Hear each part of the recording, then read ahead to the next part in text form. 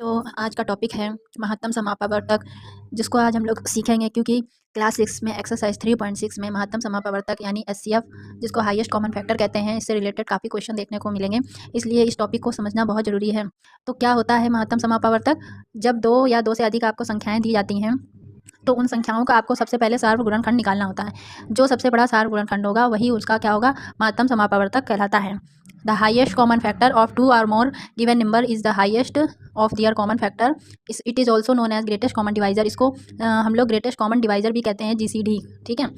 तो जैसे कि आपको ये 3 नंबर्स दी गई 20, 28, 36, इन तीनों को आपको मासा निकालना है। तो सबसे पहले देखिए आपने क्या किया, अभाज्य गुणनखंड निकाले तीनों के, और तीनों के अभाज्य गुणनखंड निकालने के बाद में आपने देखा यहाँ पर 2, 2, 2 यहाँ पर भी कॉमन है, यहाँ पे भी 2, 2, 2 कॉमन है, यानी कि सार्वगुणनखंड आपका 2 आ रहा है, यहाँ पे भी, यहाँ पे भी। तो 20, 28 और 36 में जो सार्वगुणनखंड है वो 2 बार आ रहा है। जो 2 है, 2 नंबर, वो आपकी 2 बार आ रही है।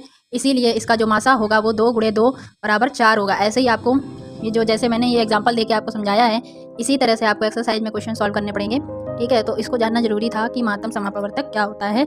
महत्तम समापवर्तक संख्याओं के गुणनखंड निकालने पर जो सबसे बड़ा वाला सार्वगुणनखंड होता है वही महत्तम समापवर्तक हाईएस्ट कॉमन फैक्टर एचसीएफ कहलाता है।